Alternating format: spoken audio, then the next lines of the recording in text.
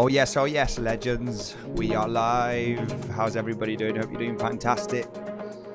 Let's take a look at the price of Bitcoin here all together. Much love to everybody. Hope you're doing good. Let's see what is going on here for the price of Bitcoin. Let's go. Legends. Hope you're doing good. Hope you're doing great. Let's say hello to the beautiful community. First of all, before I forget, guys, it's super important to understand that this content is only for educational purposes only and is not financial advice. The information provided is not guaranteed to be accurate or complete.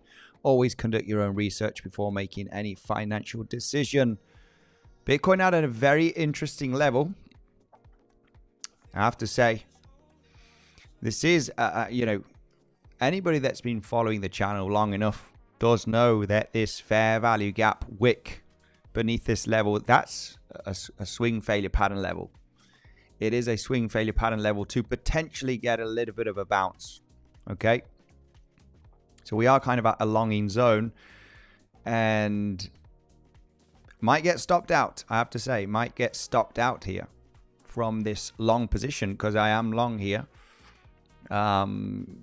Coincidence that the live is starting just where we were analyzing the charts this morning for this level to actually possibly hold and get a bounce. Okay, you know that if you do get a big high volume candle to the upside and you have that first higher low, it becomes interesting. It is a reaction level. We did get a reaction bounce of about $600-700 approximately. It doesn't look very, very convincing when we do squeeze here the 5-minute time frame. Of course, the bounce here does not look incredibly great, I have to say. It doesn't look too good. It is a bit of a three-waver here. Not looking great. Not looking great. I don't like this structure for the bounce. But it's still such a great level when we do consider, sweeping up that higher low. It might double bottom. We might get a movement down, which I would consider another possible long setup. That's for me, of course. I'm talking for myself here. But it does have a chance of bouncing. If we do come in, sweep the low, I would consider a reclaim and bounce later on here throughout the next coming hours. Okay. Just to go straight into the point here on the 5-minute time frame. But the bounce is looking a little bit weak. It does look weak. It does look very, very weak, to be honest, unless this is going to turn into a diagonal here, which then obviously we could correct down and then, move up later on. But it does look a little bit corrective, I have to say. This bounce is not the most convincing one, unfortunately, but this is why we need to be defensive. Take profits on a little bounce. It is a scalping entry, right? This would be a scalping entry here for that possible bounce to literally the target zone would be taking out these highs, but the bounce is not looking very, very convincing, unfortunately. But anyway, let's say hello to the beautiful legends. I just needed to point this out, guys, because it was one of the trading plans of today inside of the trading community. Devil also was posting a few scenarios and looking at the different possibilities, but this was obviously planned in advance. Of course, when we were trading at $71,000, we could actually come back down and dip below the previous state value area low, that higher low, the fair value gap top to hold 50% Fibonacci. We could be looking for a longer corrective structure, zigzag up, WXY that could be complex. You maybe have a flat, another internal flat here, and then a movement to the downside in a zigzag or a pretty sharp zigzag in this case, which is giving you the possibility of an SFP, right? Depending on, this is literally what is happening at the moment. Now, the overall question is, do we get that move up, right? Do we get that move up, or do we form another double bottom? And that's the overall question naturally here with this setup, or stopped out, of course, right? Stopped out.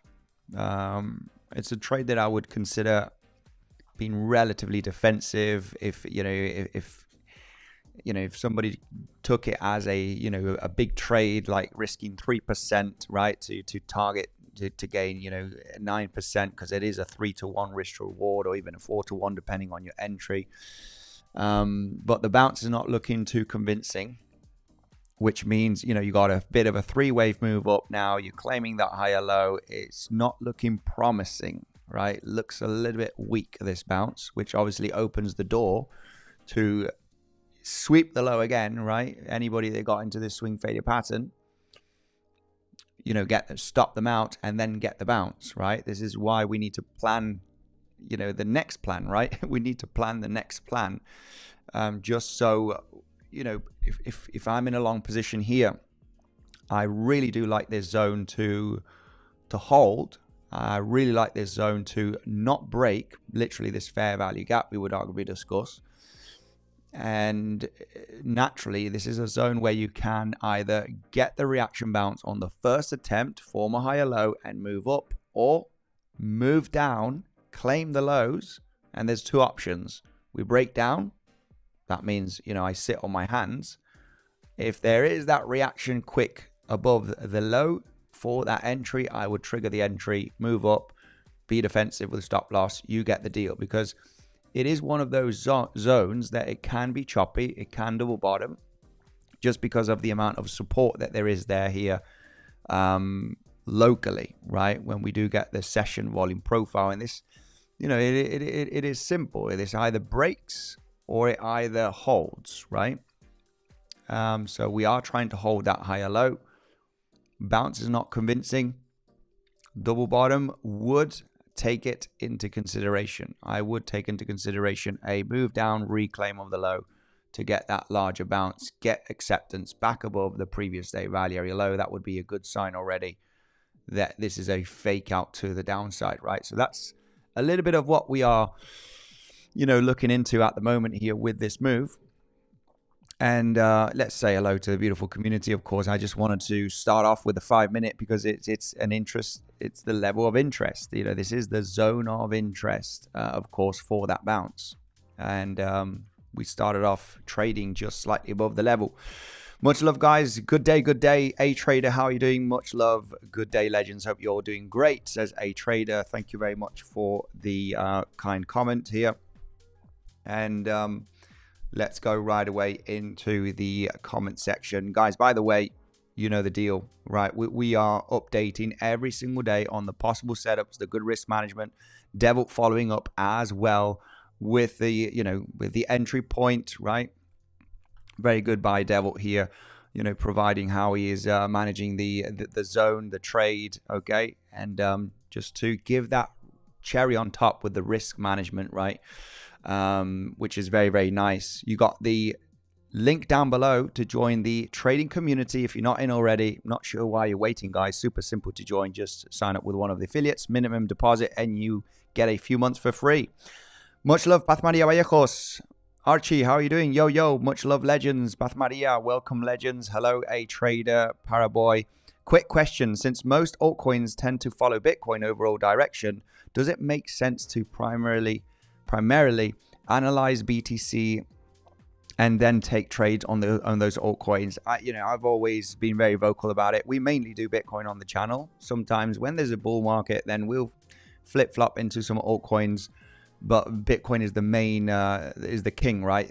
King crypto that we do analyze, because if Bitcoin drops 10%, then you're very likely going to see 95% of the altcoins also taking that hit, okay? So despite some altcoins that might look bullish, if Bitcoin looks bearish, then I wouldn't take that chance on the altcoins. And that's like one of the rules, basically, right? So yes, that's the answer. There's no doubt about it. Take Bitcoin very much into consideration with your altcoin analysis. A Trader, here I am, buddy. Let's go, says Alex. Alex, much love. Distance Music, hello, how are you doing? Thanks for joining the stream again. Much love to you. Milo, Andy the man, perfect timing to stream. Yes, sir, yes, indeed. My man here, where was he? Alec Losiana, much love to you. Thanks for joining. Much love, Andy. I just jumped into, I think it was you, right? I jumped into Jason Casper's live stream now. I think he's live as well. We're looking to do a collaboration with Jason Casper. Very, very different and similar. Okay, he doesn't do any Elliott wave theory at all. He takes a look a lot at market cipher, similar levels, naked pointer controls, and value levels, and you know, there's some things that do match. But there was someone, I commented in his video, in his live stream just about 30 minutes ago, just to say hello basically, and then somebody popped out and said, you take a look at his videos, at his streams before going on you know, basically on YouTube to talk about your analysis. And Jason Casper doesn't talk about Elliott wave theory at all. So anyway, just someone that I was like, and I said, yeah, of course, you know, I literally copy and paste his content to talk about. We do a lot of freestyle, guys. You know the deal, right? We freestyle from the start most of the times. And before, I used to take a look at a lot of people. Obviously, my first few years, take into consideration other people. But once you gain that experience, you're like a lonely soul, right? It's a lonely game, right? I like to analyze. I know how to analyze, and it's basically I want to share it with everybody. So anyway, just an interesting story. And I think it was this man here says that, you know, Jason Casper doesn't do any Elliott wave theory, so he can't literally copy and paste his content.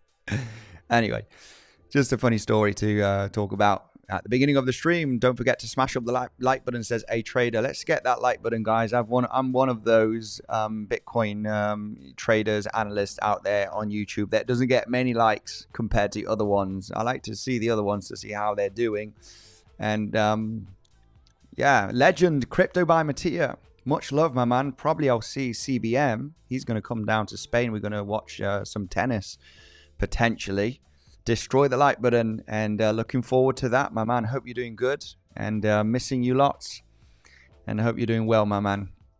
Thanks for the analysis, Andy. Dak, Bick, you're very welcome. Okay, we're going to crack on with the analysis right now. Just a quick hello. Ashil, much love. Will you get on the trend mill also, Andy? Yeah, I did think about it, but that would be like, you know, that would be really copying, right? I don't want to do what other people's do, right? We need to try and stay original, right? But yeah, it's actually not a bad idea. Jason Casper going with the, you know, on the treadmill with doing his live streams is great, because then you get your steps in for the day. And I'm, you know, when we're doing this, I'm usually sitting down, which is not great. I got your back, brother. It was you, wasn't it? Alec Lowe, Sienna. It was you. Much love, my man. What is CVD saying? Very good question. We can take a look at CVD. CVD, very, very locally, is a little bit flat. Really nothing much here on the CVD. We don't have any bullish CVDs based on the low. We don't have any bearish CVD divergence. Very, very locally, right? We did have some, you know, bearish CVDs here on this downtrend, right? We did see some higher highs here in the blue also.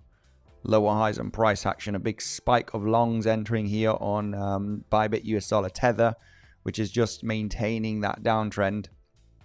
So there were some bearish CVD divergence building up here with some slight higher highs on the CVD here, as we were forming lower highs, which is just continuing this downtrend momentum. So, but very locally, we don't really have much. We don't have much here on the CVD. We did have bearish CVD divergence with this high from 71.7k and this lower high at 71.3k. You can see in the blue, you're forming higher highs right there. People are longing in this zone, which is naturally the target zone is the lows of the range from that pivot. So it would be this one right there, which was claimed in the last few hours. So there were bearish CVDs building up here. I mean, this is not a great zone to long, even though there's a good chance we can take out the high. It's a level where, you know, I would not long here eventually, right? You're hitting the value area high. There is a good chance that we could take out that high later on whenever this finishes, right? This rangy structure. But this is not a zone that you would really want to long, right? Especially if you do see bearish CVD divergence. You're coming into the valley area high of this mini range of the last 2 days. The valley area high should be considered as in a range as a shorting zone, valley area low. Start considering the bounce, right? You're getting some choppiness. It is holding. I like this stop. This stop is nice. Now the overall question for me here is, does it sustain? We're back testing the level here, the SFP, the fair value gap. Do we back test it, get that bounce, boom, right, and start pumping in the next coming hours? Or we test the lows, right, and then get the bounce. So this is why these kind of sniper trades, which you're looking for an SFP or a double bottom, they are based on the reaction, right, of the low or this low over here. You break down, I'm not worried. I'm not going to be in a long position here. What I worry about is people saying that it's gonna bounce. My stop loss is far away, and I'm literally want to add to the position, right, as just to get an awesome entry and increase the capital into this trade. But then the price breaks down, right, and then you're like, who are you going to blame? Who are you going to blame, right? Is it going to be me because we talked about this zone could potentially bounce? Or are you going to blame yourself just not for managing your trade correctly, not managing risk correctly, right? So this bounce is not looking very promising, I have to say. Very, very weak bounce. It's just not looking great. Anyway, back to the CVD, basically. CVD did form higher highs on Bybit as well. And all of the exchanges, we had strong bearish CVDs here. Okay. Higher highs on the CVD throughout all of the exchanges. So lower highs on price action. Naturally, the lows is the target. Lows have been claimed. So now we don't have anything locally here. No, ever so slightly bearish CVD divergence here in the white. We do have some slightly higher highs, lower highs right there on the price action. Slightly higher highs right there in the white.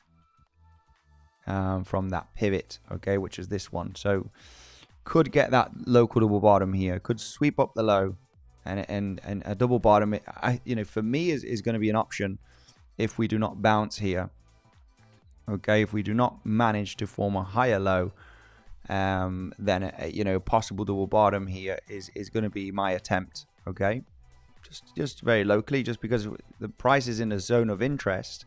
And obviously, if we are doing a live stream and we are at the zone of interest, then these attempts can be very much executed. So what I am not too convinced about is, and this is why, scratching some profits and have a minor loss or as stop loss or be defensive, right, depending on your entry zone. Stop loss maybe not at the low, maybe a little bit higher, just to cut the loss, okay, is because this bounce that we've got, okay, we do have bearish CVD divergence with these two pivots. That's only looking at other exchanges. People are trying to long this. And we do have lower highs on price action right there and slightly higher highs here on other exchanges. This is a combination of OKX and some other ones. Which can sweep up the low again, right? This is not going to avoid me taking a trade. I'll just be looking for that sweep of the lows and then the bounce, and that might be the one that actually gets a bigger bounce throughout the next coming hours of a few $1,000s. That has the potential. I have to say, it does have the potential of moving all the way up to. If it breaks down, then it breaks down, right? What can we do? So we're moving down here into the back test, basically.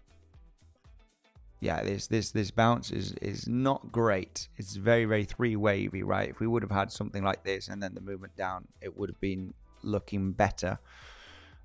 But yeah, it does look very three wavy based on this drop. So naturally that doesn't make this a strong market structure, bullish market structure, basically, right? So it doesn't look great as an impulse, right, to start the rally, which obviously gives you that's based on this movement down, right? three-wave up, move down. Yeah, it looks corrective. So if it looks corrective, then you know there is a good chance that you could take that low, even though whatever happens in this zone, right? It's just looking choppy. This bounce is corrective. Good chance to take out the low. So if this doesn't succeed, then a double bottom here is still an option. It is still an option. If you cross this white box that I have on the chart, there's the fair value gap, right? It's you know, if this is broken, then it's just, it is what it is, right? There's the long trade will not be executed here. But I would consider the double bottom wick, right? Boom, and then get the reaction bounce. And you might think, well, why are you considering this? The market is moving down today, right? It's looking bearish. We got an aggressive move down. The main reason is because we are at a important level, right? It is an important level locally, right? It's not an important level as in this needs to hold. If not, we're going to go down to 60k straight away. It's an important level locally where we have that fair value gap. We got the first higher low from yesterday's wick, right? And it's just a common zone where the price reacts, right? Which it is reacting at the moment. It has the potential for a little bounce. It has the potential for a big bounce. And it's all about managing your risk here very, very well, right? Good entry, you know, what can we say, you know? So if we were to come down and hit that low again, I know it can double bottom. I know it can double bottom because it still might be a fake out. You're just getting a few cheeky longs entering the market here and you're just going to shake them out before you get the bounce, right? So I understand that. If I understand some long traders such as myself can be shaken out, you know, what I do understand is after the shakeout of the longs, then the price might get the rally, right? Then the price might get the bounce. So there's, you know, there's two options here. You break down, you know, you get down to the next zone of support, which is literally, you know, looking at this zone right over here. Yeah, point of control, valley area high. You got some nice resistance here that could be flipping into support. That is coming down here. To round about the golden pocket. I like the golden pocket here. That would be the next zone after dropping down. The next level for a reaction. So if we don't double bottom and we bounce from here, then, you know, the next zone of interest would be that, you know, would be these highs, right? Resistance support flip with the valley area high of this zone, literally, right? From a couple of days ago. This was Sunday, part of Saturday, part of Monday. Good level that's been proven to have some resistance, okay? And it's the golden pocket. Golden pocket is the most respected Fibonacci retracement, okay? So that would be the next zone of interest, 69k basically, where the price, you know, if we were not to bounce from here or double bottom from here, and we break down, so get a bit more of a volatile move, this would be the bouncing, a good, interesting zone to get a little reaction and get that bounce. So naturally, when I'm looking for a long execution, you know, I've got three main levels here to get a bigger bounce, right? There's three main levels. If you, you know, a trader here would say, well, I'm gonna, well, you know, an average trader, let's say, I think this is a retracement and it is going to bounce. I'm, you know, going to get into a long now and I'm not going to have, you know, I'm going to add to the position, right? Yeah, I would say I like to have the three levels on the chart and be ready for one of them. Either this one, boom, if this one gets stopped out, then I know it could double bottom. You know, one of the trades, you know, it's okay to have one or two attempts in one of these levels because your risk management is very, very good, right? Stop loss is incredibly small, very, very small stop loss. If one of them does manage to get a successful bounce, we could be targeting 71.7k, right? 71.8k, which is literally the highs. one of those attempts, right, is just very likely going to pay off my stop loss. Okay, and it's important to understand the stop loss and the risk to reward, right? Instead of, you know, getting into a long, let's say here, right, and adding to the position, right, you just don't know if this is going to hold, right? What if it breaks down? Then you're caught underwater, right? And then your risk management practice is not good. It's not good. So you don't want to trade like that, because, you know, you will get caught in one of those trades that is going to go against you big time, right? We don't know at the end of the day if it's going to break down. So what you do know is that you can manage your risk correctly, right? Stop loss at the low, and it's fine to get stopped out, right? It's just part of the game. It's inevitable. So the other option, naturally, if this SFP were to fail, depending if you know, putting your stop loss slightly higher right now, you're managing risk, you want to cut the loss because you realize that those lows could be swept.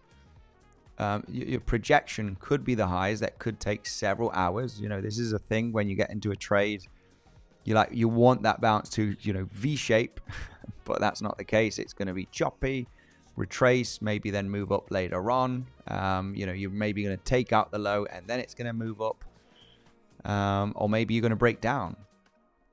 So overall, you know, if I'm in this trade right now, you know, I would have another plan here, which would be a double bottom from that low.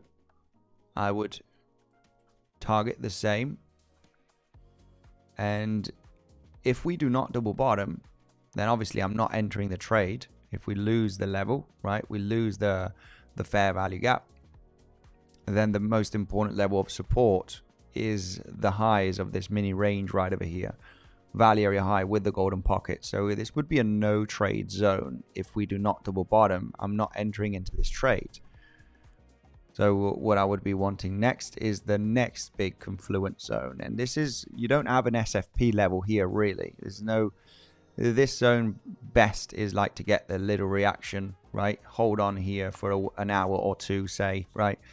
And then here's like, okay, you know, this is potentially going to be a good long trade. You know, for this one, you'd have to give it a little bit of room, but I would still be projecting the highs. I would still project the highs, but there's no SFP here. Literally, you need that proof of support to take that decision long here. You know, you don't have an SFP, you don't have a failed breakout low, right, to put stop loss. It literally just needs to hold, you know, for you know, a couple of hours, give or take, and you can see that proof of support. Then, you know, would consider this. So even though if I were to get stopped out here, you know, I'm managing risk. I know my levels. I know the possible projection that could take out the highs. So, you know, just that would be basically what I would be looking for here with this movement down at these levels. So what else do we have? You know, is it realistic? I mean, yeah, we were talking about yesterday. We want to be a little bit cautious with the longs here. Definitely want to be very, very cautious with the longs, because on the higher time frame, right, it's just like it's not the best zone to really be very bullish, right? We can have some scalp attempts. Okay, there's some internal scalps are valid, I have to say, as explained here. However, when we do zoom out a little bit, we really need to understand that this ain't looking extremely great, right? We want to be cautious. We want to manage risk. You have the bear flag situation here, just like the bear flag situation, you know, a few months ago. You have the potential of the high being in here and take out the low at 60K in the next coming weeks, which I am very much in favor of. Higher time frame, I'm feeling a little bit more bearish. And, you know, naturally, if we do get a valid impulse down, which we do have a valid impulse down, you know, this could be the corrective structure just before we get that, breakdown in a wave 3, right, to claim the lows. The things can get aggressive in the next coming days, and it's a higher time frame. It is in your best interest, I would say, right? No financial advice. That looking for shorts, right? Value area high, right? Keeping it simple with the ranges and the levels. Point of control is here also, which is interesting, right? That point of control is also at that value area high and golden pocket. It's interesting for a reaction bounce. This is coming a little bit rangy. We'll dive into Elliott wave theory and explaining how this range can continue. Instead of nuking down here to get down to this low, which is, there is an option for this as well. I can't say it cannot happen, but it could be a little bit more rangy, right? You could get that bounce, either at this level or the point of control, and range a little bit longer with, potentially getting a move to the upside. So the value area high here with the point of control and the golden pocket, is an interesting zone, right? We're coming down now to the low. Yeah, this is not looking great. Not looking great. Low's just about to be taken here.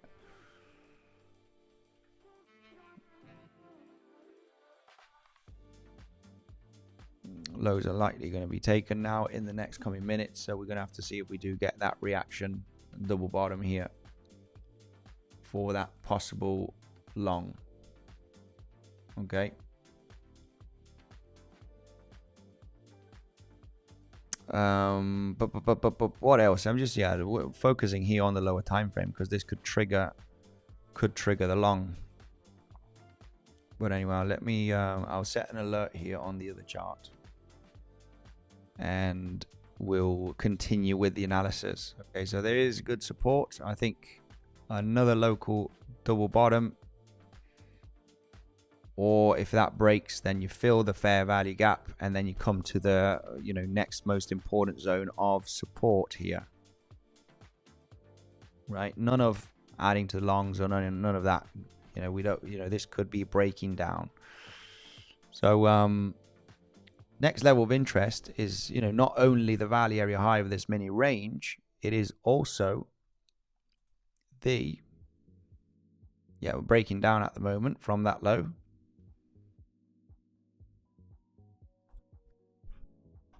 So let's see if we do get a little reaction bounce, try and get above that low, or we continue to the downside.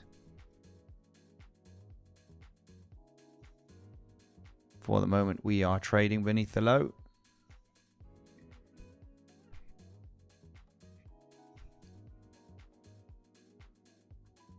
Yeah, trading beneath the low, still here.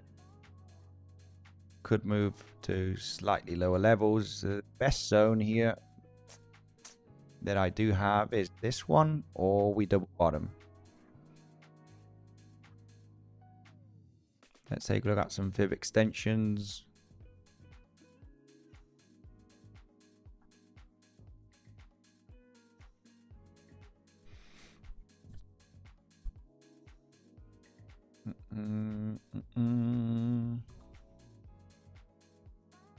One, 2, 3, 6 Fibonacci extension from this move is slightly lower.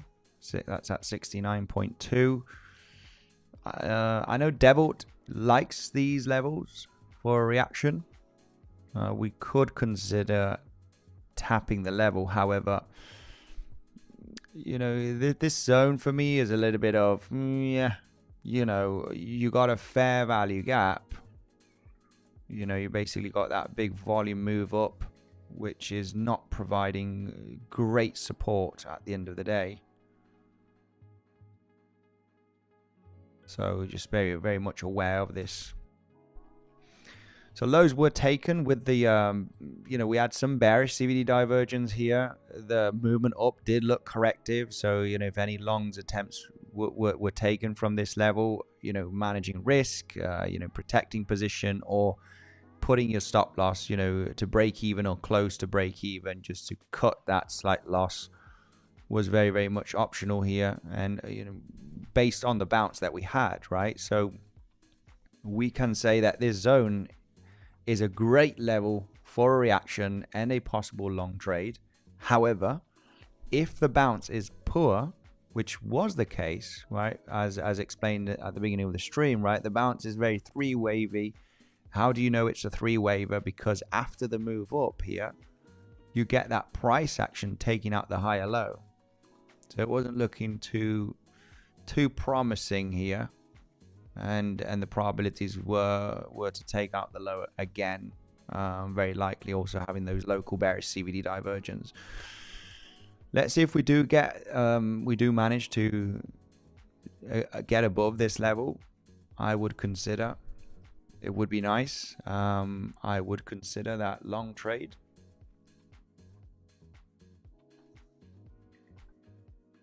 It could be an option.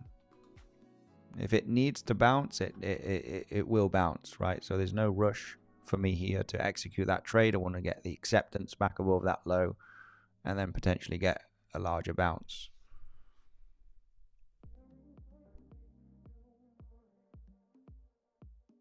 I know some of you maybe are like, yeah, I'm already going to try and catch the low here.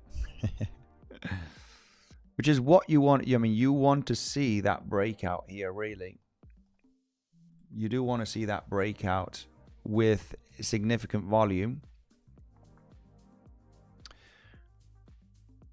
because when you have these fair value gaps, right, when you have these big candlesticks, if you do not break out like on the first or second attempt, and you're literally forming these little reactions, this is a zone where the price needs to break down. If you're creating that low bit of choppiness, so we got the acceptance at the moment. Let's see if we do get a little squeeze here, which is a valid option. But this is a zone where you react to with internal double bottoms, or maybe sometimes you just tap the level and you go, you form a corrective structure and then you go. Sometimes you tap the level, you create a corrective bounce, which was the case, very three wavy, and then you take out the low, you double bottom, and then you go, right? So what you want to see though for the bears is really smashing. This is giving the option for the bulls, right? Not enough selling pressure to break down this range low on the first or second attempt, right? Usually these levels are great for the breakdown. They're like really good for, if you are gonna break this level of resistance, of support, sorry, you want to see it smash, right? You want to see it like boom. The moment you tap it once, you get a reaction.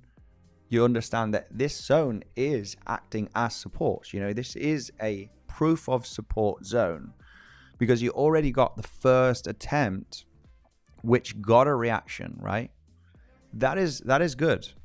Then that this this zone is support, right? When we do talk about the the levels here as well, zooming out, sorry, on the 30-minute time frame, we understand that it's the previous day value area low. Let me just clean up the levels here. Previous day value area low. Okay.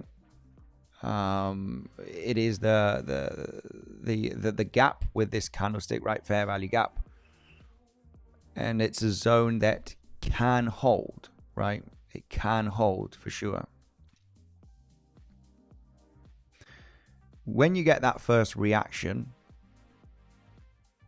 a double bottom here is always a potential option, because this little bounce, okay, did prove that there is some support here, right? There is some support, and the price does have the potential of double bottoming here locally, right, to get that rally in the next couple of hours. Usually if there's going to be a lot of selling pressure, it either does it on the first attempt or on the second attempt, right? And this just gives you a valid execution with good risk management. Okay, it just gives you a valid execution with good risk management. All right.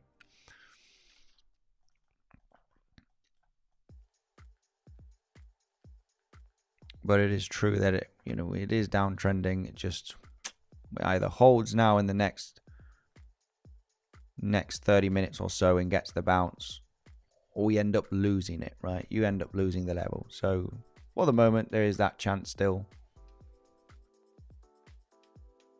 There is that chance that we could hold this zone.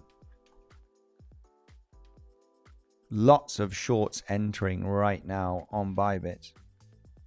Lots of shorts entering here. I mean, this is what you want to see, really.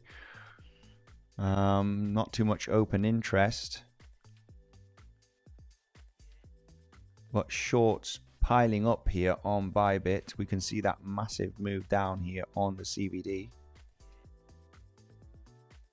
So shorts are entering here at some support. I wouldn't say it's insane support, but it's what you want to see, because these short positions that are entering right now at support can get trapped, basically, right?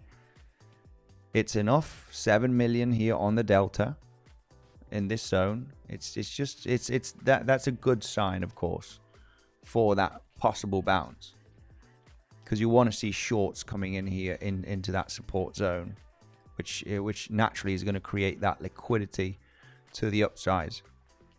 So it's nice to see some shorts entering here on Bybit,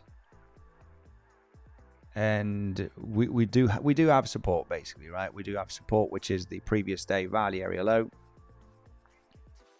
and 50% Fibonacci. Let's go through Elliott wave scenarios as well. I'm keeping this very point of control value levels, which I think most of the people do enjoy, but it is purely based on Elliott wave theory as well, that we could bounce here, or we could bounce at, basically this level over here, which would be the golden pocket.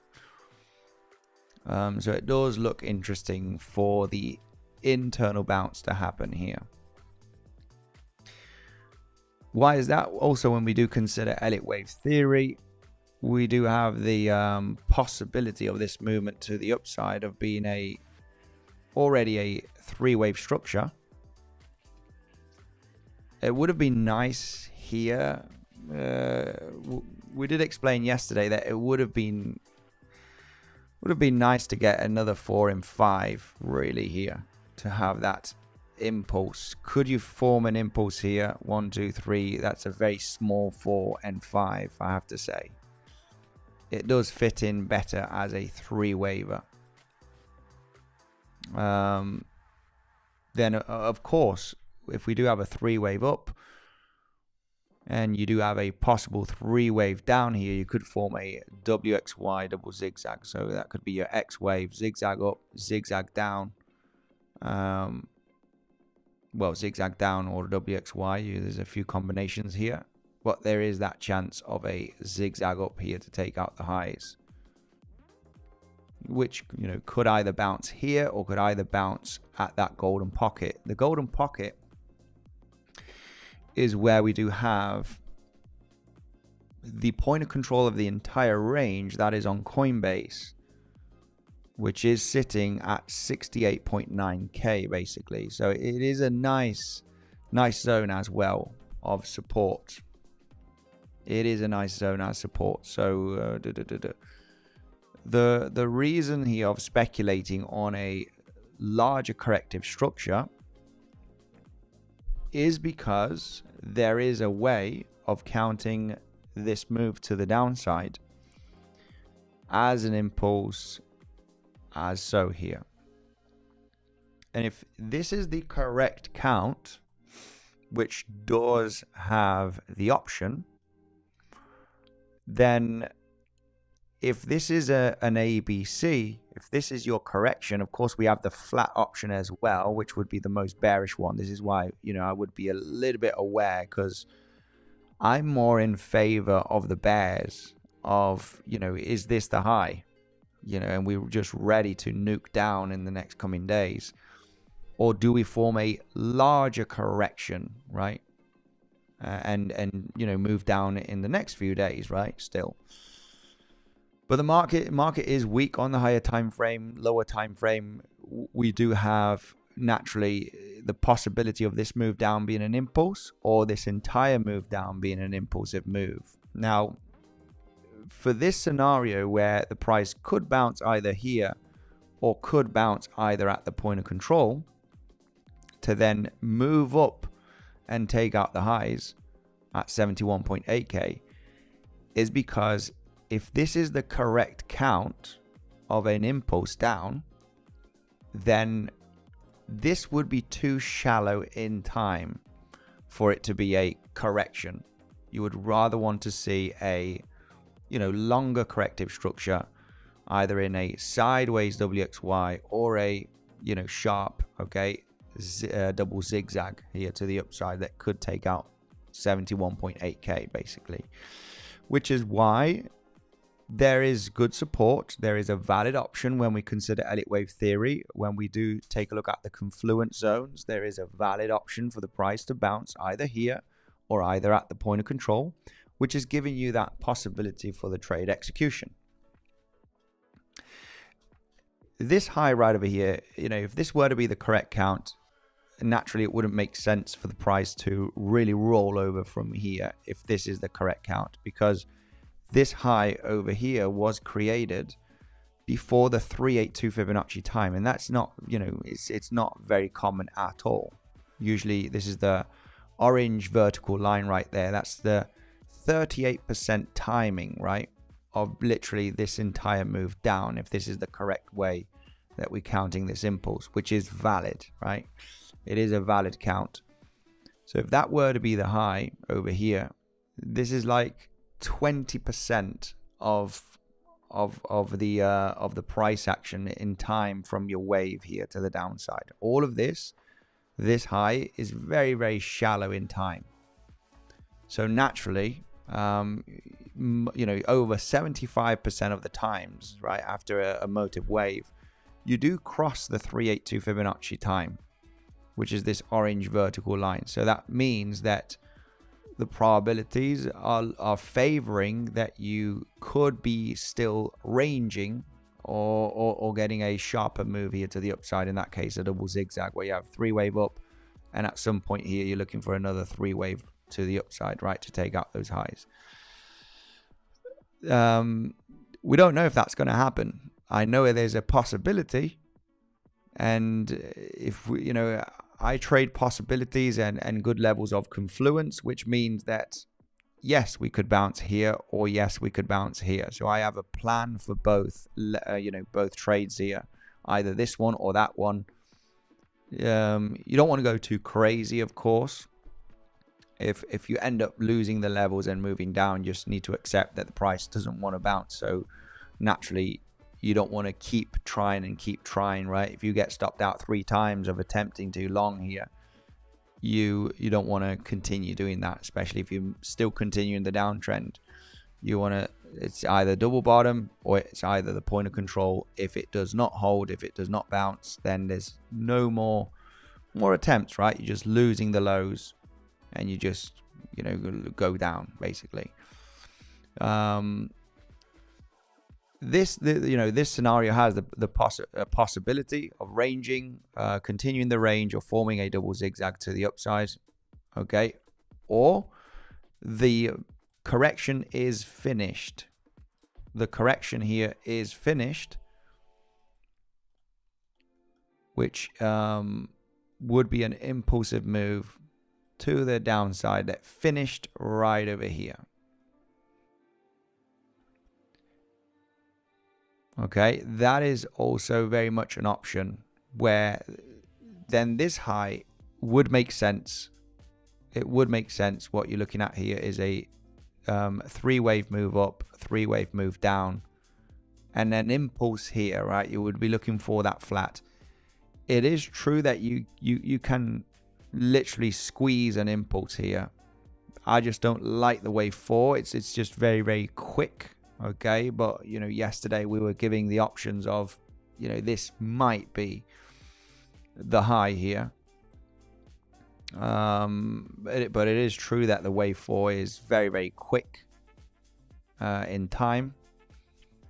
It's not the greatest. But you can fit in a 5-wave move here to the upside.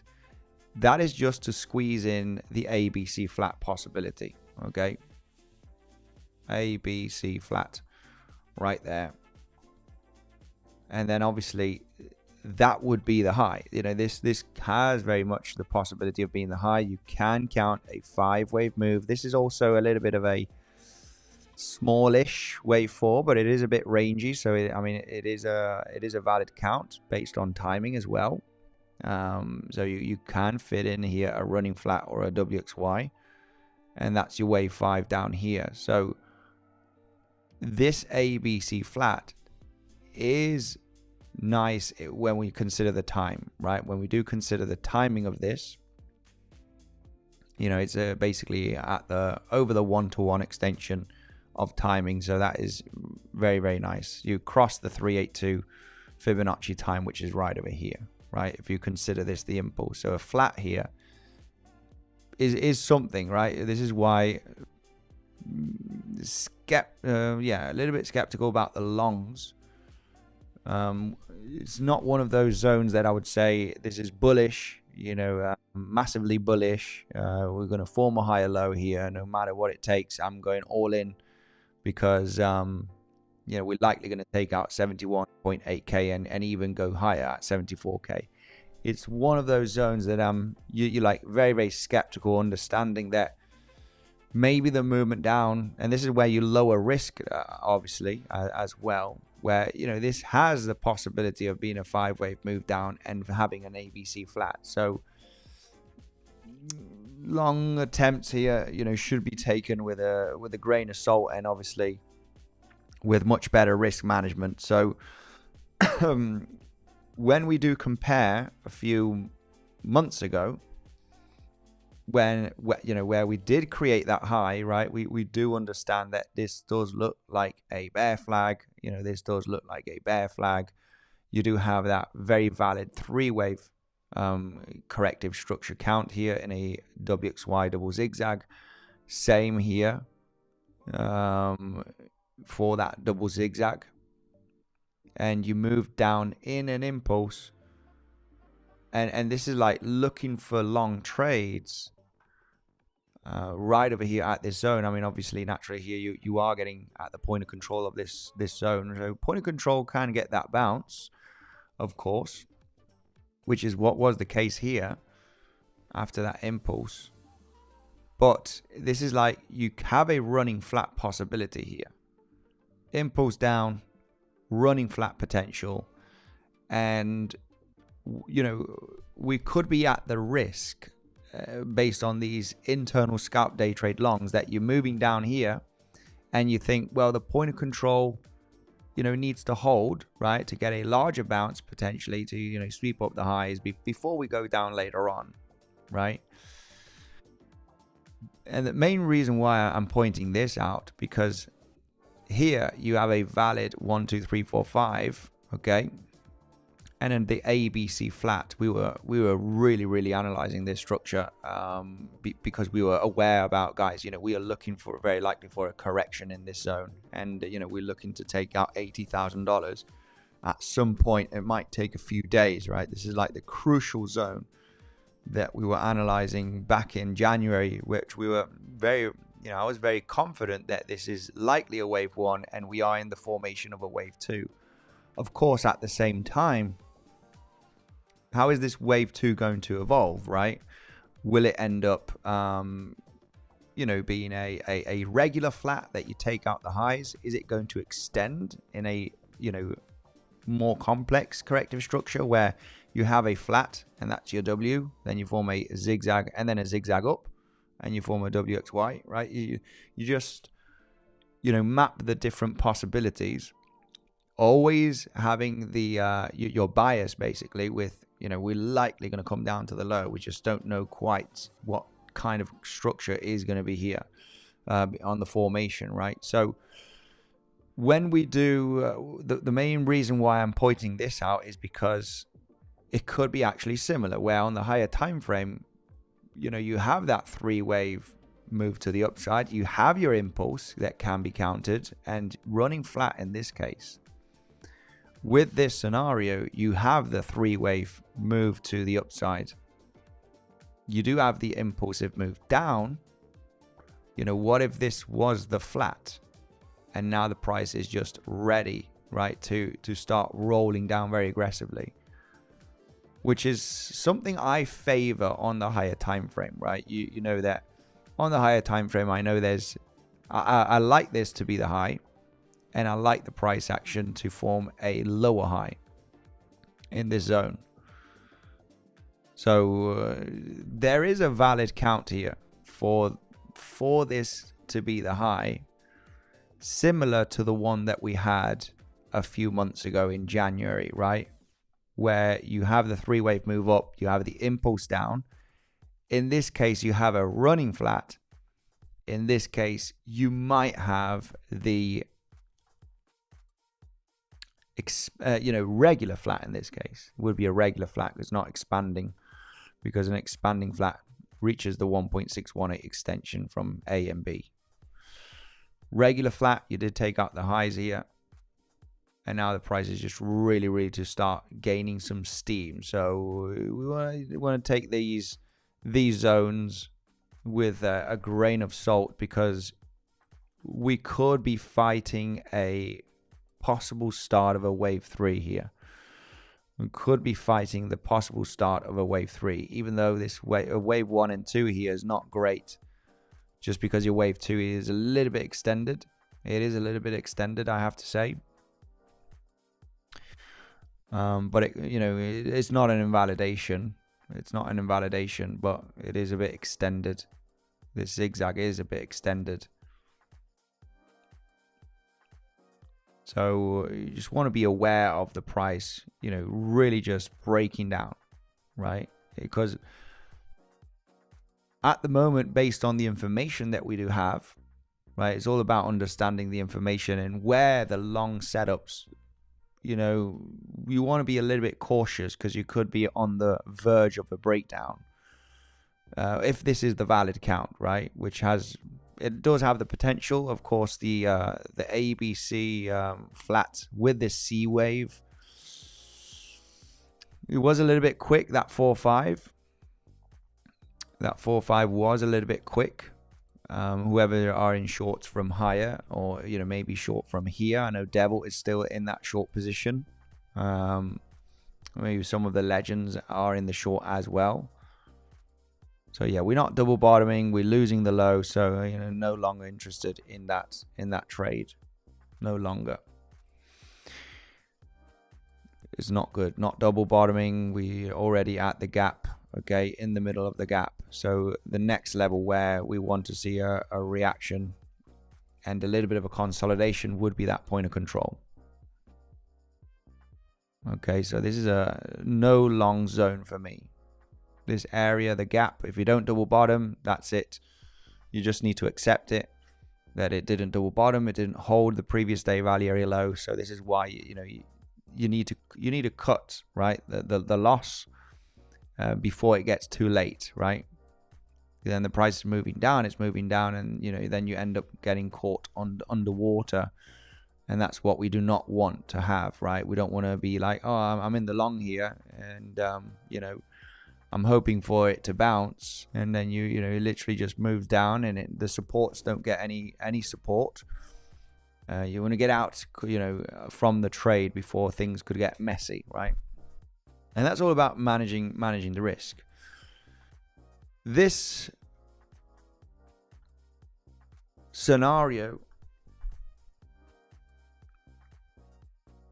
which does have very much, at the end of the day, we back tested in the last, Monday, basically. We were back testing the value area high. So you got the drop down from last week, move up into value area high of the range, and now the value area high is literally rolling over. There's a lot of higher time frame resistance here. This scenario, you know, you have to say it is valid. There are some little tiny red flags around, not, you know, but I mean, technical analysis, Elliott wave theory is never perfect. You know, a lot of the times you're going to have, well, this wave 4 is looking very, very small. You know, I don't like it. Well, it doesn't matter. You know, maybe that is the actual correct count here, where, you know, this ends up being a 5 waver. It's just been fast. Your wave 4 has been very, very shallow. And, you know, maybe this is the ABC flat. And then you have the wave 1, wave 2, which is not great. This wave 2 is very long. So, but you just need, you know, it's never, time is never an invalidation. Never. Sometimes they are quick. Sometimes they're very long. Obviously, it does affect the probabilities if it's very, very small in time or very, very long in time. But you need to always accept that it's not an invalidation. You know, time is not an invalidation, even though, you know, it does, you know, affect the probabilities. You know, maybe this is the correct count and the price is ready to start breaking down in a wave 3, right? Where you may be building up the 1, 2, another 1 and 2. You know, if you do get this bounce at the point of control, you might chop around here. It might be a very choppy flag, right? It might be a bit of a choppy flag, and then you just building a 1, 2, a 1, 2, and then you just end up breaking down in that wave 3, which obviously could happen throughout the next coming days, just because, you know, we've higher time frame is bearish, right? We can look for levels. As traders, we look internally for either longs or either shorts, okay? But always considering where we are on the higher time frame. And any longs that are literally taken as a day trade scalp, it's important to zoom out on the higher time frame to understand this can be the high. Very much. You got an impulse down. You could form a flat here. Flat formed, just like we formed that flat here when we did create that high. Impulse down, running flat. Impulse after the 3 wave move up. Impulse down, regular flat. You just don't want to get caught in long positions if we are going to be forming this, right? Whoever's in short from higher, either from here of last week or either from this zone. I know Devil is still in that short position locally from yesterday. Also, then it's one of those shorts that you want to maintain some open. Of course, this is the swing short territory. And I wouldn't be, if anybody's short from last week, I wouldn't be too confident yet to add to my short. Wouldn't be too confident yet to add to my short. If the price were to move impulsively here, breaks the point of control and forms a bit of an impulse down here, and literally claims the low in the next coming days, right, in a bit of an impulse, and then we get that correction bounce here, that is the moment that I will be adding to the short here, from last week, basically. For anybody like this in the short, maybe you're already confident in adding to that short position here. I'm not as of yet, but the probabilities on the higher time frame, it still remain the same, right? In the last few weeks, we are, you know, I'm still favoring that this is corrective. I'm still favoring very, very much that this is corrective, and I would expect $60,000 at some point in the next coming weeks. Just because of the overall structure, you know, we are in a bear market. We've, you know, movement down. This does have a better chance of being corrective. So, you know, I am favoring the bears on the higher time frame. I am favoring the bears on the higher time frame. There is that bullish case scenario. which is not, it's not great. It's not great. It's the leading diagonal, of course. That's one of them, where the price, this would be either a wave 1 or a wave 8, right? And now you got the impulse down, ABC flat, possibility of moving down here, right? That would be your wave A. Your wave B in the bullish case, you break down, and instead of breaking down in a wave 3 in the coming days, where it just literally really starts gaining some steam here to the downside, right? Long time since we haven't seen a big volatile move down, right? A lot of people get surprised when we get this movement to the downside, right? You're like, holy smokes, you know, this is like really losing it. It's a bad idea to look for longs in this, you know, when you obviously gaining that volatility, you're breaking down, 3 wave up, impulse down. This could be a wave 2. You know, you don't want to be a part of the guys trying to long this drop, right? And this is one of those areas. It's one of those areas that, yeah, you have a bullish case, but a leading diagonal is not the highest probability if you can count a 3-wave corrective structure, which we can very much. So from this high, there's the WXY, and you got the impulse down and the possible flat here. We could be, you know, at a stage where we could be seeing this in the coming days. So, you know, regardless, you know, the day traders really want to, you know, consider the higher time frame context for any longs, because this is, the bulls here could get hurt very much. They could get hurt very much if the long attempt is given that level of support, managing risk, as explained. Then yeah, we can take the, you know, longs. You know, maybe we bounce, maybe we react at the point of control here, which is the golden pocket. We form a little bit of a small consolidation for a couple of hours. You know, it might be a good little internal long attempt. It might take out the highs. It might, you know, I want to get down at least to the point of control and the golden pocket to consider that long. You know, as explained, I don't want to be part of a long position here. If you're not double bottoming, right, from that low, not a successful double bottom, fair value gap, you're literally just, you know, crossing through the level here.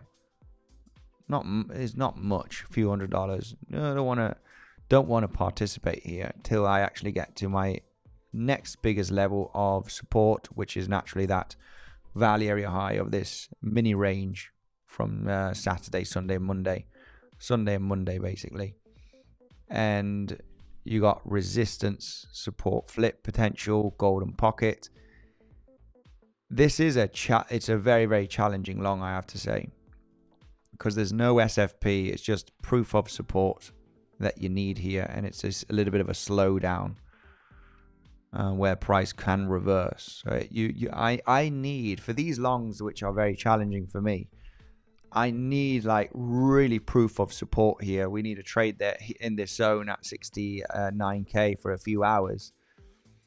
There's no quick long here for me, right? If this ends up doing a V-shaped recovery, it's a very hard long to execute. It's not part of my, you know, plan. If it V-shapes out of nowhere from here, it's not a long trade that I can take anyway. It's not a long trade that I can take. You know, I either look for SFPs or reaction at good levels of confluence. In this case, the good level of confluence is a few $100s below price right now, which is at 68.9k point of control, and there's still no quick long here for me, just because the price can, you know, attempt to slice it, right? This needs to have proof of support, and proof of support is literally just, you know, holding the level, right, ranging a little bit into the level.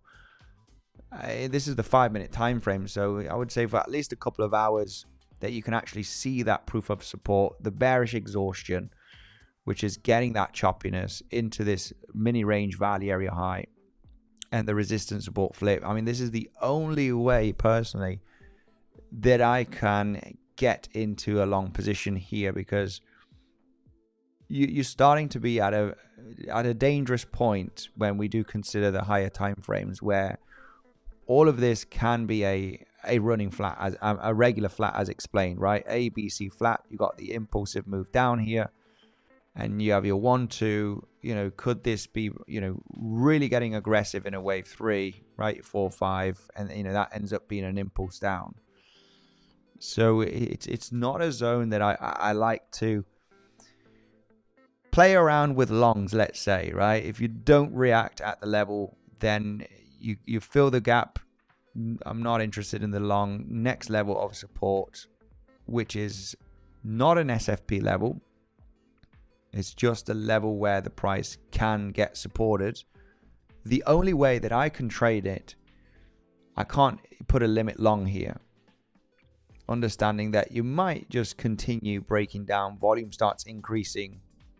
There's no quick long. If the price decides to form a V shape here, then it's like, okay, well, so be it, right? I can't get into this long based on my plan.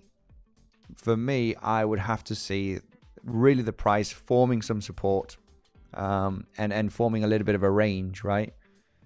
And that's called proof of support, right? We need, you know, when people, you know, if you hear someone say proof of support is actually getting proof, right, that it is supporting. There's no quick tap and go here, at least for me. Okay, naturally, you know, you could get a quick little V shape here, quick reaction, but the best trades are the ones that get exhaustion. And naturally, this would take a few hours into this zone of support where you're saying, okay, we're getting proof of support. Now the price can double bottom, but only if we get that proof of support, I can consider that long trade, right? And this is very, very similar to, you know, this kind of price action that we had throughout the weekend.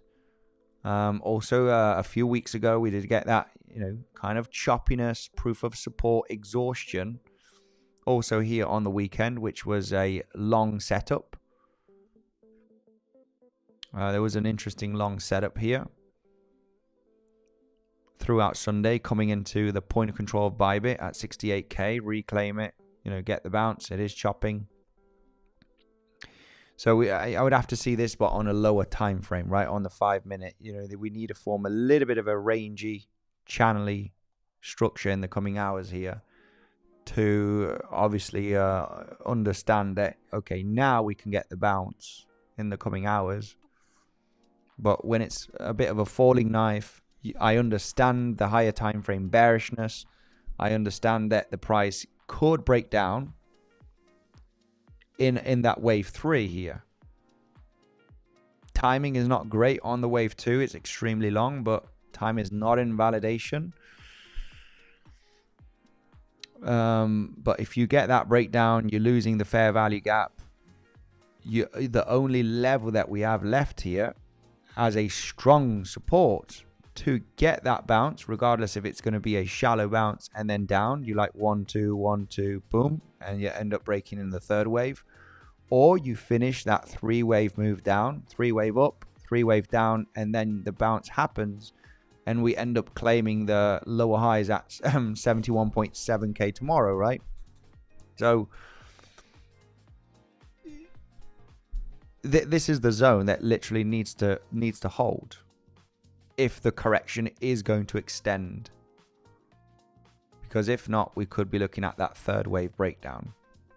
So yeah, naturally here in the next coming hours, if we do get that support in this territory, it could be interesting. I might decide to get into that long position in the next coming hours. However, we need that proof of support.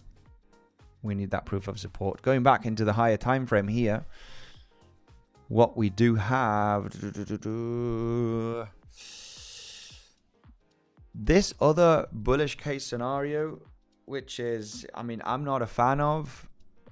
but I need to treat it. I need to take it into consideration. A leading diagonal, okay, in a wave 1 or a wave A doesn't have the highest probability. Of course, we only have a sharp move down in an impulse, so naturally this would want to see another move down. You could have this as an ABC flat for your B wave, and what we would be wanting here is a pretty strong move down in the coming days. And this is the bullish case scenario that doesn't have the highest probability, just because a leading diagonal here in a wave 1 or A never carries the highest probability anyway. So for this, it's going to be interesting how we get down to the value area low, golden pocket, basically from the low to the high, because it's just such a great zone of confluence that looking for longs here in the coming days, if we do get down to 65.5k, it's just, even though if it's for a day trade, because as explained, if this is a 3-wave correction and you have a 1-2, you could have another 1-2 here and then bang, right? You break down. So it's either 1-2, 1-2 breakdown, or it's going to be an ABC, and this ends up being a wave 1 or a wave A, and this is a wave 2 or a B, right? And then the price, boom, right, and then starts rallying throughout next week or in the next couple of weeks. And it's like, surprise, surprise, right? We did not take out 60k, and we actually took out 76k again. So I'm going to be, this zone is going to be extremely interesting to look for a day trade entry if we do get down there, right, in the next coming days. Because it's either going to be an ABC, right? You got the golden pocket, value area low. Most aggressive zone is these higher lows for that long, but still being extremely skeptical, because on the higher time frame the probabilities favor the bears. So I would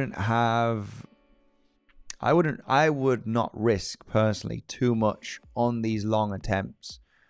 I usually go a little bit more aggressive on the shorts than on the longs, based on the context here, because the bullish case scenarios are not looking great, and based on the information that we have, that there is priority to hit $60,000 in the coming weeks. There is actually priority for $60,000. First reason is that we are in a bear market. We are in a heavy multi-monthly downtrend. The bounces are looking more corrective than impulsive. And when we fit all of the scenarios that we have from the lows at 60k, your bullish option is leading diagonal, which is rare. It's not common for a wave 1 or A. That means that you're looking for a 2 or B to, form a higher low from 60k and then tackle $76,000. This does not hold the highest probability. Your second bullish option, which it also looks absolutely horrible, is the multiple 1-2. The multiple 1-2, this one right over here, which your third 1 and 2 is an expanding diagonal. You got your wave 1 here, your first higher low. This wave 1, you cannot form a wave 1 here because it's a 3-wave move up. That has to be a running flat. Your wave 2s are very long in time compared to your wave 1s. And then this last wave 1 is an expanding diagonal, which is the rarest diagonals that you can see. As explained, how rare is it? If you ask me to look for a leading expanding diagonal, I literally can't find one. I cannot find one in the last 1 year or 2 years. I can't find an expanding diagonal on the 1 hourly, on the 4 hourly. I can't find one. That's how rare it is. So if you want to label the bullish case scenario, this is low probability, multiple 1-2s. Your invalidation here is 65.7, which is this higher low. So when we analyze and structure the higher time frame bullish scenarios, the one that has the highest probability is a correction here, which is obviously like this zone over here, which was very likely going to be corrective. So the bears have priority. This is why longs, any day trade scalp longs should really be taken with a pinch of salt, because when we can structure a finished WXY here, and you can have an impulse down and possibly a flat here, or maybe the 5-wave down is this one, and then you form a higher low here, right, and then tackle the highs at 71.7 locally. All these are, ifs, right? What if this is not the running flat? Well, then possibly you have a zigzag here, but it's still looking for the downside, right? What kind of correction are you going to form here? That is the question. So this is why, you really want to take any swing longs, right? Scalp longs are very much acceptable to be taken. Just managing risk at the certain levels, but taking into consideration the higher time frame context, I'm very, very much aware of the similarities, right, that we do have from a few months ago as well, right? This is one of them, right? This bar's pattern is literally this price action right over here, right? However, we squeezed it just to consider the similarities that there is. And of course you get the movement down with that price action from a few months ago. You have a running flat. Do we have a regular flat here? We did take out those lower highs, and now it's time to roll over. Just some things that you just need to be aware of, right? Because we want to protect as well the people that are just very, very bullish, or they're very, very bearish. Obviously somebody that is very, very bullish, because a few days ago we were getting people that we're likely going to go to 78 or 80k, right? This is last week, right? 80,000 next, right? We get that massive bullishness, and even still we would get that bullishness here. I'm going to ask the people based on the higher time frame, we're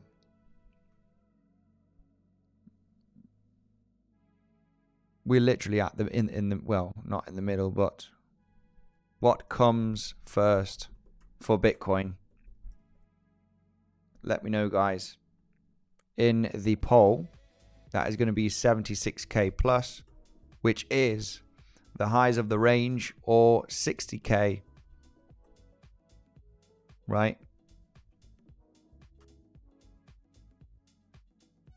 Let me know right away on the poll, guys. Get your votes in. What comes first for Bitcoin? I would like to know your opinion. I wanted to sweep of New York Open, but never happened. Right, let's go through the comment section. Make sure to get your votes in here, and we will check the votes in the next coming minutes, guys. As you vote, you can smash up the like button as well, guys, if you do enjoy the content. Much love to everybody.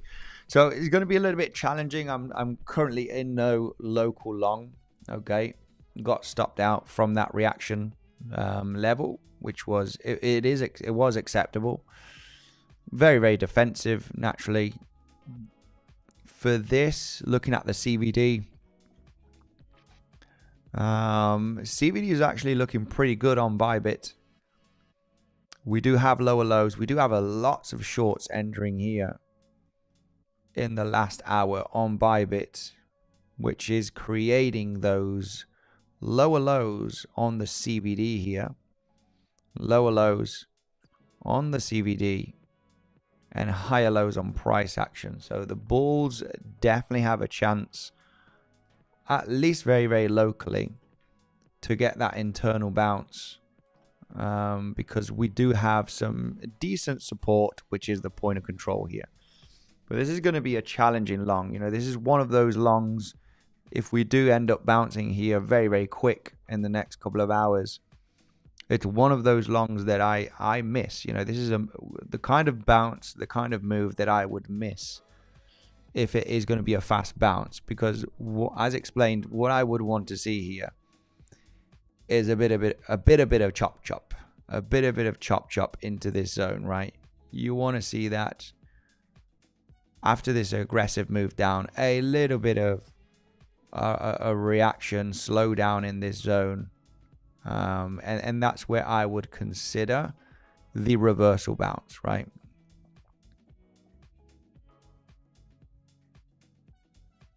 Now, if you ask me why would you be looking for a long if you understand the danger of breaking down in a wave 3 here, volume increasing, just snap breaking down, because if it is going to break down, it is very, very likely going to do it in the next 1 to 2 hours.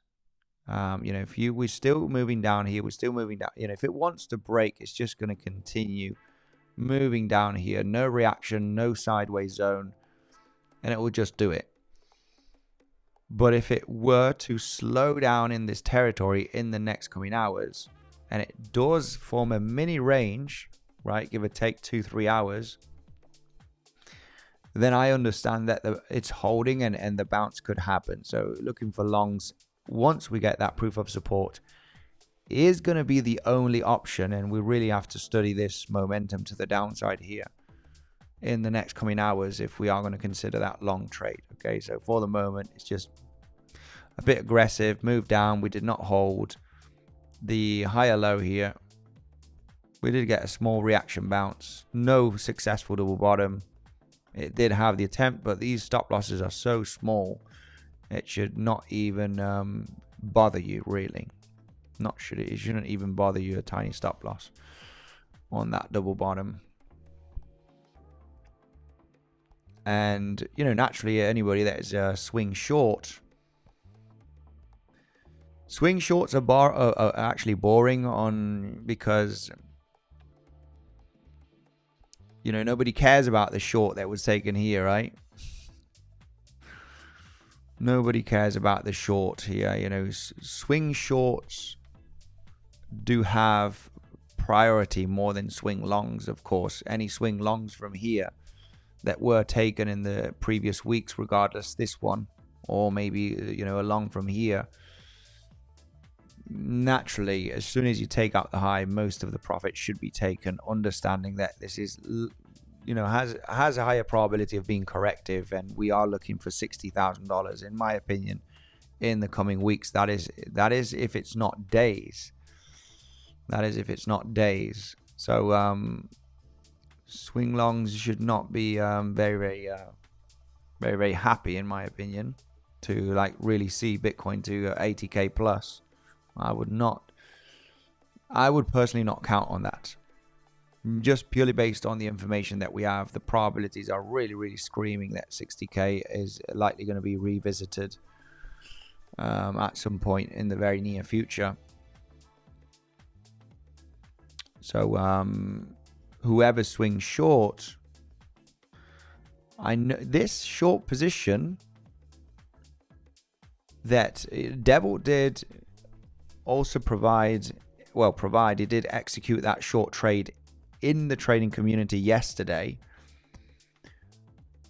He's still in that short position, and the short position was provided literally as Devil was entering. Could turn into a swing trade also, not only the ones here from last week, but this one right over here with that potential of 5-wave move, ABC flat, and now you're just building up, regardless if it's going to be another 1 and 2 and then 3, or you're actually building the third wave down here. Could turn into a swing trade. This short was given from the man himself, Devils, okay, yesterday inside of the trading community. Okay, he did actually execute that short trade. inside of the trading community. It was literally, catching the high, and he gave that entry inside of the community. It's a very, very good entry. Very, very good entry, I have to say. At 71.6k. And he did share that he was entering the position here in the trading community. I would say most of the profits, 50-60%, should be taken, but it's always nice to leave some open, understanding the higher time frame context, which swing shorts are more attractive, of course, for the next few days, next couple of weeks. Okay, let's see the votes of this, guys. Much love to everybody. Let's see the votes. What comes first for Bitcoin?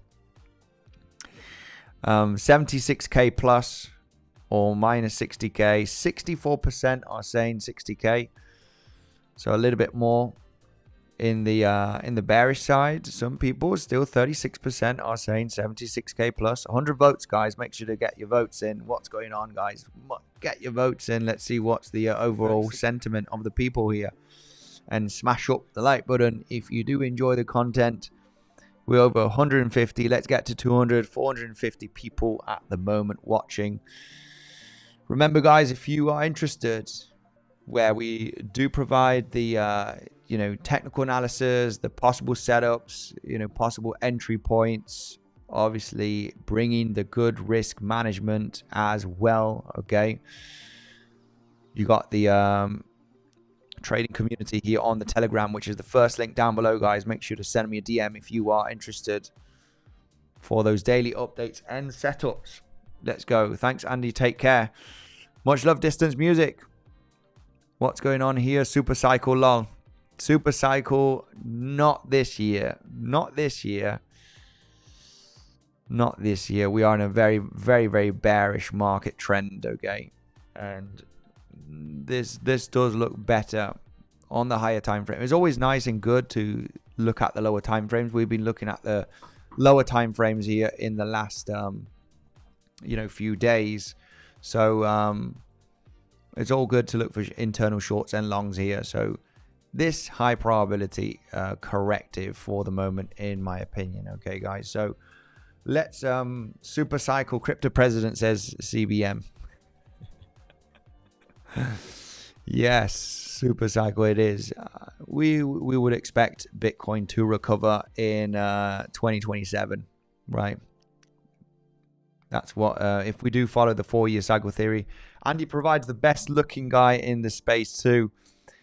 Alex O Crypto, much love, my man. Shout out to you, guys. If you don't know who Alex O Crypto is, make sure to go and check him out. Give him a follow. He does great. He's a very good scalper. He does provide scalp setups on his YouTube live streams.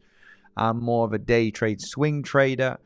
Need to get my scalping skills back out, okay, from the draw. They are hidden somewhere.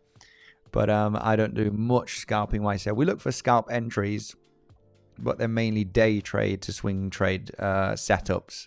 Alex O Crypto, much love. Hope you're doing great, my man. Hope you're doing well and your family. Also for you, CBM. Also for everybody. One day I want to learn to swing it like you. yeah. In that swing short. In that swing short here, which I don't want to talk about. Don't want to brag it.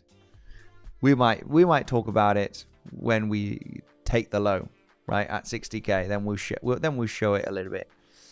But overall, it's very hard to hold a big position. I got into a swing short here, right? And you guys know I did share it on the channel as well. And sharing that we need to take profits down here because we're slowing down. We're hitting the value area low, and we're looking for that 5-wave move down that is likely going to get that bounce. Holy smokes, this bounce stopped me out at break even from this epic short entry, which was the anchored VWAP rejection, right? We got the anchored VWAP rejection on Coinbase, which is this one right over here. That's from $98,000. And damn, this anchored VWAP rejection was such a great entry, and I was had tens of thousands in profits, unrealized profits, that was stopped out at break even, and it's one of those that you're like, ugh. You know, why? Well, you know, it doesn't matter. We look to get into another trade in this zone. This was the anchored VWAP from Bybit and Binance that got rejected from 98k. So there's a slight difference from Coinbase and Binance and Bybit, basically the futures. But I'm so pissed off about that swing short getting stopped out because I left so much on the table. But I mean, profits were taken. But then at the end of the day, it's like, well, it doesn't matter. It doesn't matter because if we sweep up these highs and we do have a bearish possibility, and which this one ended up forming that triangle. You know, I had to get into something here. I had to get into something as a swing. My idea was to sweep up these highs. If we would have swept these local highs for that SFP, I would have gone in, you know, even heavier on that swing short. But there was a triangle scenario here that we said, you know, what if this is a WXY finishing in a triangle? That's your wave 1, your wave 2, and we start breaking down in a wave 3. You know, I had to jump into the short position here. I had to jump into that short position. Which, just considering that, how bad would that be if I, you know, got into a massive short here, got stopped out, and did not short here the rejection of the anchored VWAP on Bybit and Binance. And as I look at the lower time frames as well, we had we provided in the trading community the possibility of sweeping up the high. There was a short setup here. You had some levels, can't remember which ones, right? I think we had a daily level all the way up there. But, you know, you're like creating these plans, and sometimes I need to consider, and doing the analysis here, I think we had a flat, a wave X, and then an A, B, C, D, E, right? When we do Elliott wave theory. I know Alex O Crypto doesn't like Elliott wave. I know CBM doesn't like Elliott wave very, very much. But, you know, I do. And you know, Devil does as well. And we had a daily level all the way up here, and it's the golden pocket from the high to the low. Let's sweep up the highs one more time to form a, you know, larger 3-wave move, even though timing was a problem if this were to be an impulse down. So then we had the WXY option, and I entered late. You know, we did give the option inside of the trading community, guys. We might be forming a WXY here, and could be breaking in a third wave in the next coming hours, maybe 1 to 2 days. It needs to be quick. And your invalidation is literally this pivot. So, you know, I would not feel comfortable getting into this short as a swing, entering late with a stop loss up here. Because I'm going in heavyweight here. I need to lower the risk. If we do get that movement up, I get stopped out, and if we get that rejection, I would attempt another short position here. But when you have these, you know, two possibilities, I would have got stopped out here. I would have lost, you know, $10,000 on this attempt. But I would have been ready for this other trade. We had a daily level. There's a daily level up there. I remember planning this. This was only last week. You know, golden pocket, daily level. I like it. So I'm waiting for this. And as we get the information here, this was last Tuesday and part of Wednesday, I'm like, what if we do not get up this movement up, and this ends up being a, you know, triangle breakout down? And I understand that a wave 3 could be happening here. I'm like, screw that. I need to enter this short, and I'll have stop loss at the invalidation, which is literally 74.6k. You know, this is a swing short. Understanding I want to participate to get down to 60k, because I know it's something that could happen in the coming weeks. But then price really rolls over, and then it's more difficult to get in. You need to, you know, this was a difficult, you know, flat scenario. Devil did execute this short. I executed the short, but I got stopped out. I protected the position. this day trade no longer can be a swing trade. The only one I have holding here is this one all the way up here, which I would have been ready to get stopped out, because I always prefer a liquidity sweep. Okay, and hang on a minute, this daily level's moved now. This daily level, I'll fix it later. But I'm always ready for, I prefer liquidity sweeps, right? Hitting a confluent zone and the golden pocket in this case, right? For example. And, you know, SFP from the highs, three-wave structure, and then look for the move down for an entry. And I don't like very much getting into lower highs. It's not my cup of tea. However, this was shared last week, basically, inside of the trading community. I just want to share it, guys, because I think it's just interesting that you do see a little bit of what's going on inside of the trading community. And this is this was basically last week. So that's this range over here, right? This is what would be nice, right? Planning that same day, this possibility where obviously this is a day trade entry, possibly for a swing short as well. But what we would be looking at is getting that movement down. Oh, so you sweep the highs. There's a daily level, sweep the highs. You either SFP from the golden pocket or the 7-8 Fibonacci.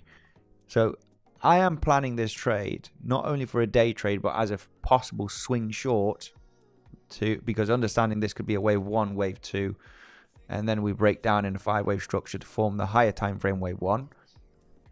But then it's like, okay, hang on a minute, guys. We could be finishing here, and there is an invalidation at 74.7. There is a countable, right? Just a bear flag, if you wish, or a bearish pennant. But Elliott wave theory is going to give you the more precise high, which in this case, not sure if you guys can see it.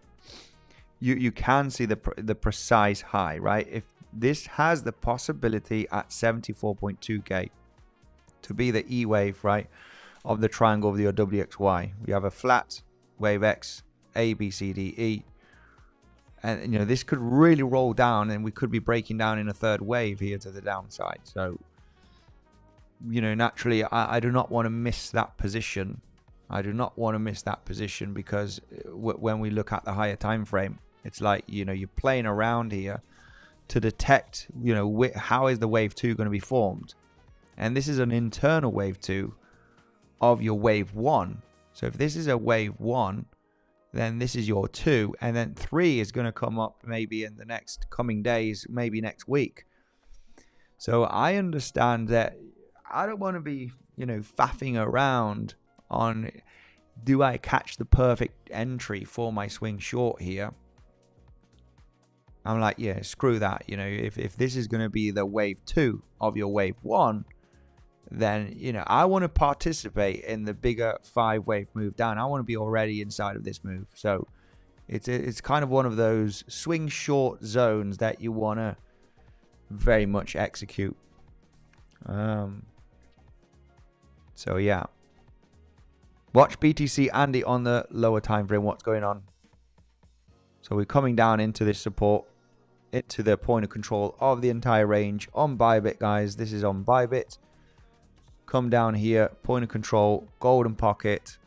As explained, I'm not interested in any longs at this fair value gap, and I would only be interested in a possible long attempt if we're going to trade in this zone for a few hours, seeing that exhaustion here. There's no other way that I could enter along here. As explained, no long zone in, no long. Fair value gap is always a level where price could cross very, very easily, right? And this is why I'm not interested in any longs here unless you double bottom. If you don't double bottom, you need to get out. You need to get out of the position very, very quick, because now you'll be underwater. And if you break down this, then, you know, whoever's longing from here with no stop loss is, you know, has a big problem at the moment, right? Instead of cutting the loss, which is something that we always, you know, always teach here. And this kind of proves my point, right? If you do not hold here and you lose it, you just don't want to be in the long. You don't want to be in any long trade here, because you know you're gonna have a big problem at the moment. You wanna hope that this is, you know, unless you cut the loss, you want to hope that this point of control of Bybit, right, and this value area high and this resistance flips into support, that it is going to get that bounce. And I don't want people to experience that, right? Cutting losses is the way to go. Stop losses should be placed where they should be. So yeah, point of control right now, golden pocket hit. I'm not interested at the moment, where this needs really proof of support and a little bit of a range. But yeah, we are hitting the next zone of support right now, which is value area high of this mini range, golden pocket. So it is a reactionary zone for a bounce, for a range, double bottom, little bounce. It is one of those zones that could bounce. Much love to everybody. Thanks for joining the stream today. You've been absolutely epic. Let's take a look at the votes here. What comes first for Bitcoin? We do have 76k plus 36% out of 192 votes.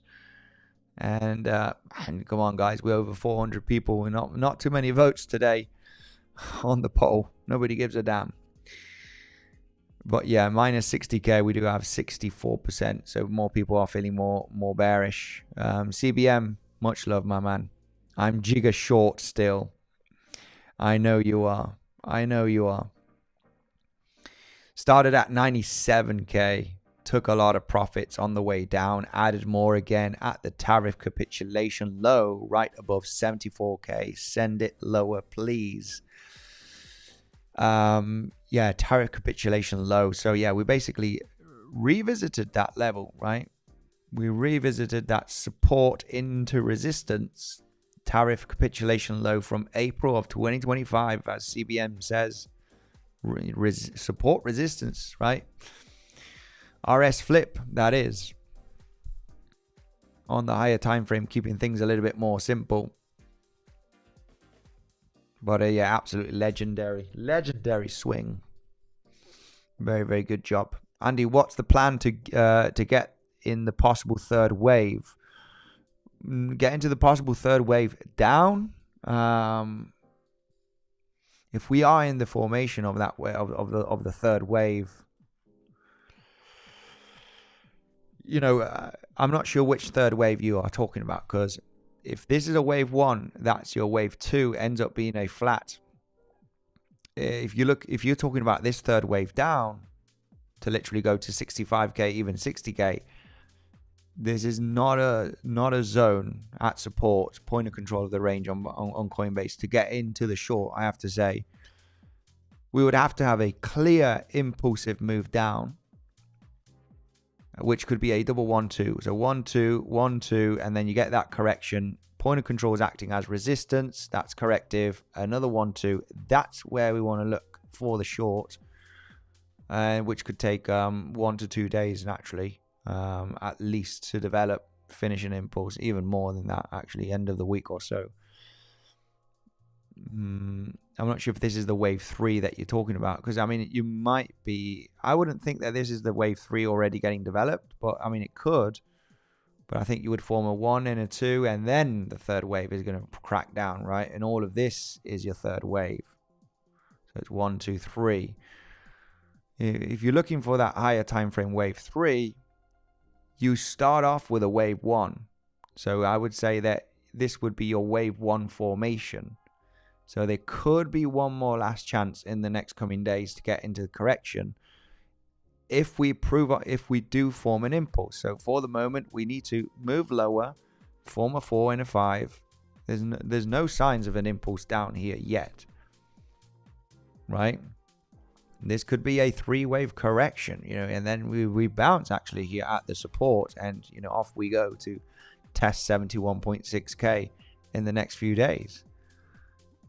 To have that impulsive move down, we need that aggressive wave 3 and then the 4 and 5, right? Then we got the impulse, right? So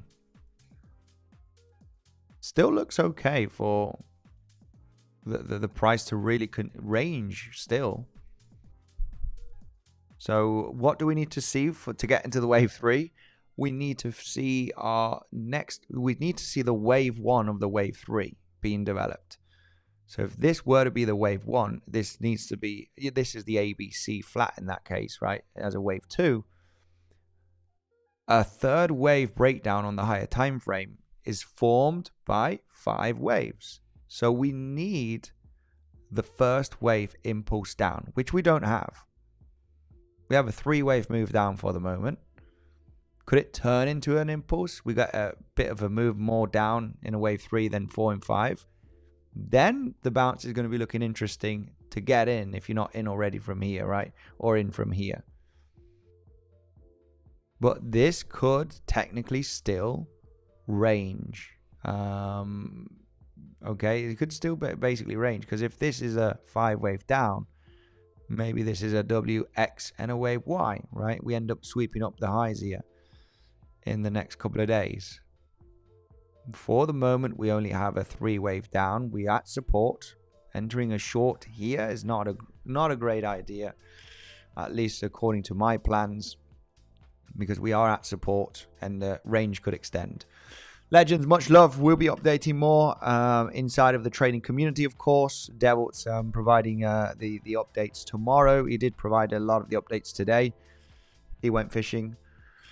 And the weekend, 3rd wave down. Yeah, we need to wait for that bigger move down still. There still could be time. There still could be a few more days to detect that wave 2 of the wave 3, literally, right? We need 1, 2, 3, 4, 5, right? For that 3rd wave. So we need the 1 first, which we don't have. So we need a solid impulse down from the last lower high, which we don't have at the moment, right? So this could still range. We could still take out the highs. There still could be a bit of time here. Thank you, mate. Simon Jones, much love to you, my man. Thank you very much for joining the stream. Much love to everybody. Where would I put stop loss? I'm not sure which trade you're talking about. But anyway, we'll be updating inside of a trading community, of course, throughout the next coming hours, tomorrow morning, to look at the internal setups, of course. We do look for scalp and day trade entries, regardless if they turn into a swing or not, right? And that's inside of the trading community, which you can access right now. Get a few months for free, guys. Send me the word access if you want to join the trading community, where the updates and setups are provided every single day, guys, okay? Weekends can be a little bit slow, obviously, because of the volatility. Super simple to join. Send me a DM on Telegram. Sign up throughout one of the affiliates. Do a minimum deposit for your own trading, and we'll jump you inside of the trading community, guys. Much love to everybody. Thank you for joining, and take care. And I'll see you in the next one.